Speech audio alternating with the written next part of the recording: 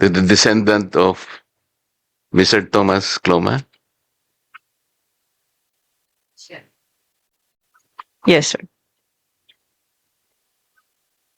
Senator Lacson made reference to his being the one who discovered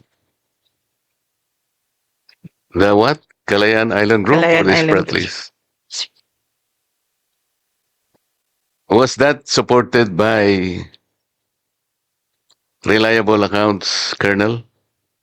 Sir, before I will speak, sir, I'd just like to make a disclaimer that my statement will not reflect of my organization. So this will be my personal account, sir, and based on the stories I had from my husband, and I did a little research about it, sir. So I'm not referring, Colonel, to the stories. I'm talking about historical accounts, if they are very viable, that the great ancestor of your husband was the one who discovered the Calayan Island Group.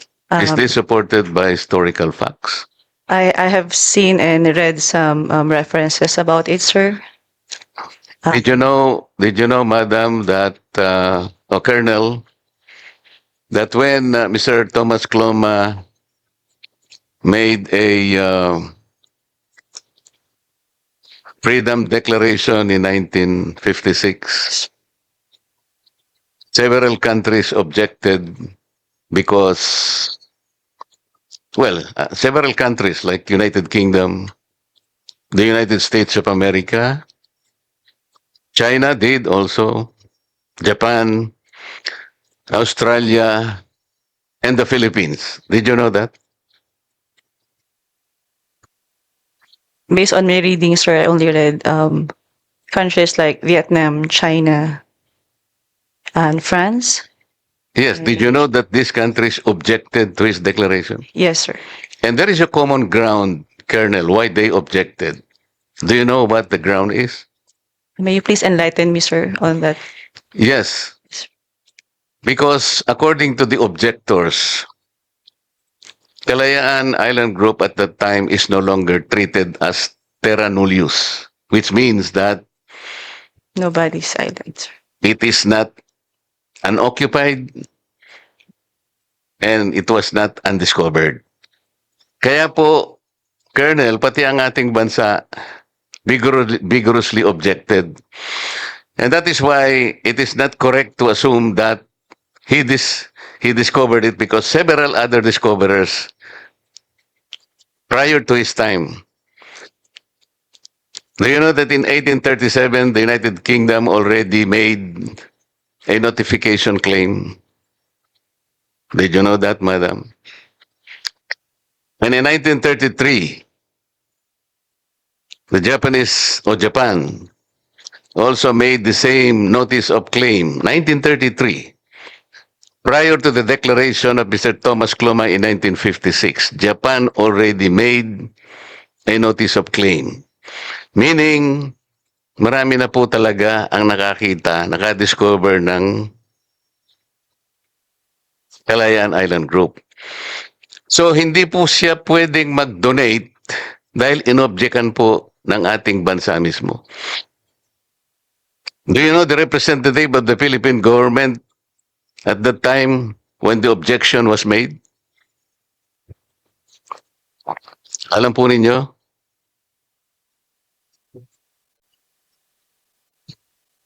He was then the Secretary of Foreign Affairs, who became President of this country.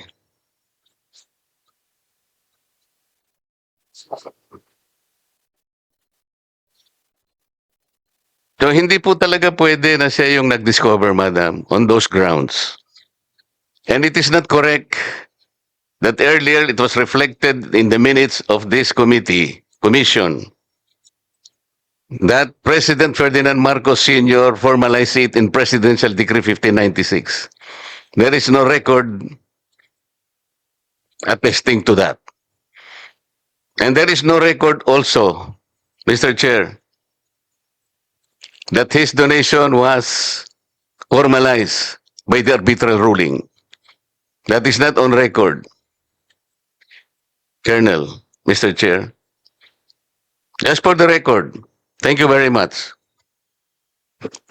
Thank you, you, sir. Honorable Marcoleta. Mr. Chairman, Yes, Honorable Lacson is recognized. Colonel Cloma, what is the difference between discovery and occupation? Is there a difference? You may discover an island, but if you don't occupy it, then you don't occupy it. So can you tell us the basic difference between discovery per se Yes. and discovery and occupation? So based on my apprehension, sir. So once you discover something, sir, you just learn about it, and then you can just pass by, sir. Yes, sir. That's the term. And once you occupying is a different thing, sir, because you spend a lot of a time, a certain period of time in that certain area. Yes, sir. Thank you, Mr. Chairman. Thank you, Honorable Lacson. Any more queries from the members? We may now excuse Colonel Cloma, Jacqueline Cloma. I will, sir. Thank you very much, sir. Thank you, Colonel. Any more queries from the members? If we have no more, Honorable Risa Ontiveros. Thank you, Mr. Chair. Also, before my next question, also just for the record, since we are making things of record, the 2016 arbitral ruling, Philippines versus China, concluded that China's 9-dash line has no legal basis for claiming historic rights to resources within Philippine waters, including areas of the Kalayaan Island Group. The tribunal ruled in favor of the Philippines, clarifying that China's claims violate UNCLOS. For the record also, Mr. Chair. And for my next question, Mr. Chair, for Colonel Arsen de Guzman. Colonel, please take the seat, sir.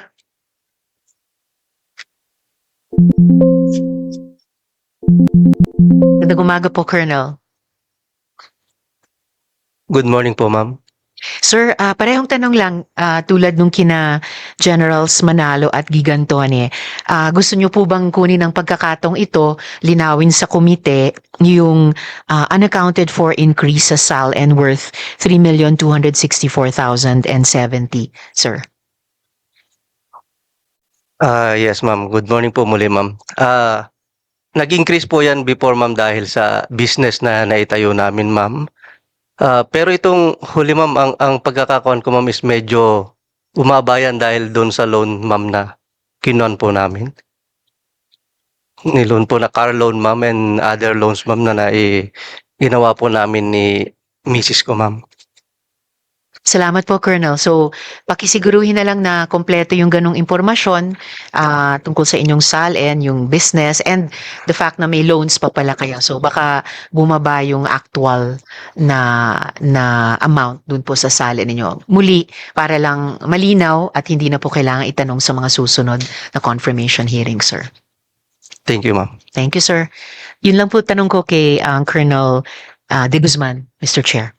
Thank you, Honorable Risa Ontiveros. Any more questions for Colonel De Guzman? Mr. Chair, I have no question to the Colonel. I just want to make of record that the arbitral tribunal ruled really on the 9-dash line of China that the 9-dash line was invalidated because it was not based on historic rights of China. That was correct.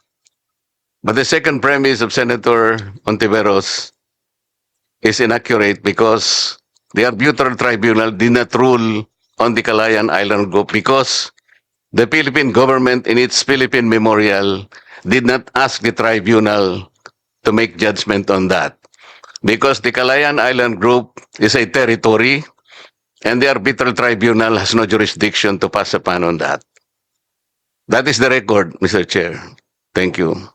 Thank you, Honorable Marcoleta. If there are no more questions for Colonel De Guzman, we can now excuse Colonel De Guzman, sir. Thank you. If there are any more queries from the members or clarification, Honorable Risa Antiveros, I'm sorry. It's all right, Mr. Chair. Salamat po. Just one question po for Colonel Odilon Barrientos.